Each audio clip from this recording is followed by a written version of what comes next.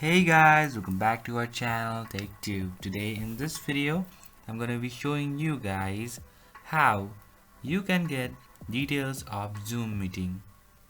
So I'm going to be teaching you a very easy step regarding this one.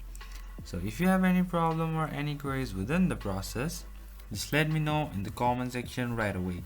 Now without any further delay, let's just get started.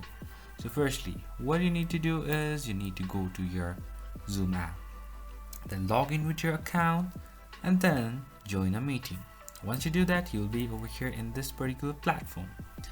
So how you can get the Zoom meeting details. So over here you'll be having a lot of options, but what you need to do is you need to go to this top option. Over here you'll be having the shield type of option where you'll see meeting information from.